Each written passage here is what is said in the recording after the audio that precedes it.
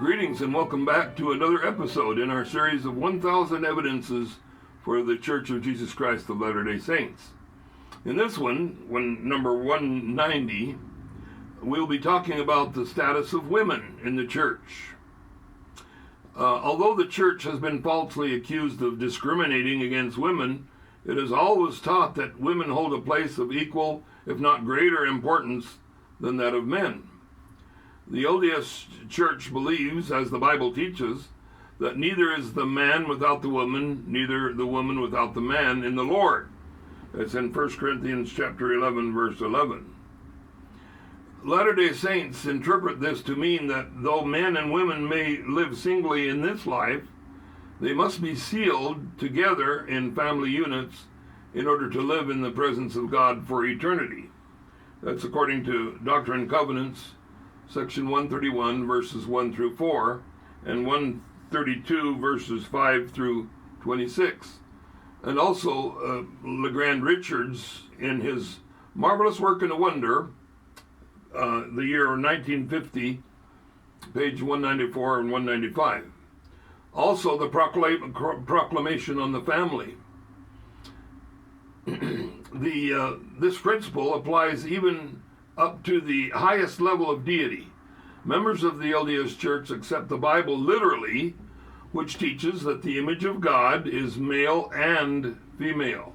That's in Genesis chapter 1, verse 27.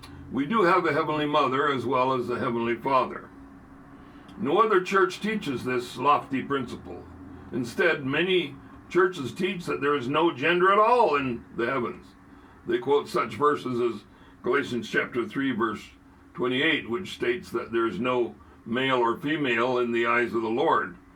However, this verse is merely expressing the Lord's unprejudiced acceptance and love for all disciples as equals, regardless of gender, race, or ethnic origin. In the 1840s, the prophet Joseph Smith organized the Relief Society, which has since become the oldest and largest women's organization in the world. Its mission is not only to improve the spiritual living, social relations, and cultural refinement and homemaking skills among its members, but especially to involve themselves in compassionate service. It is the charitable service rendered by the sisters in the Relief Society program that has attracted the most attention. That's L. Glenn Snarr described them as Mormon Angels of Mercy in Coronet, XLV 1959, page 173 and through 176. This is cited in Allen and Cowan, Mormonism in the 20th Century, year 1964, page 67. In the past, some have charged that during the administration of President Brigham Young, women in the church were relegated to a position of total subservience to men. Cries of white slavery were common among the politicians seeking popularity among voters who were caught up with the issues of the day. However, evidence shows that President Brigham Young was far ahead of his time with an exalted view of women. He believed them to be as capable and qualified as men.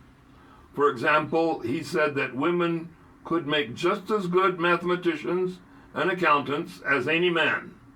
That's found in Journal Discourses, volume 13, page 61.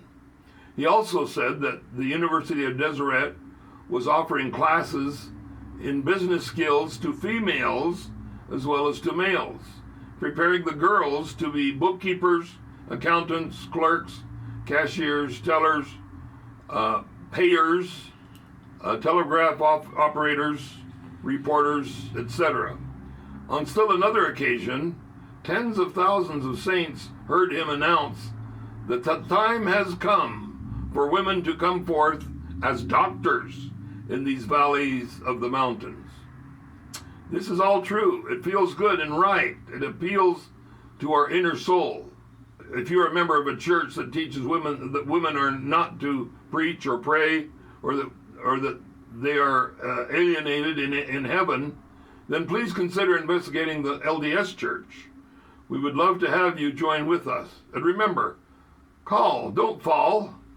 Call on the God of equity, fairness, and inclusion toward all of his children. Don't fall for those who imagine a lesser God of inequality and discrimination.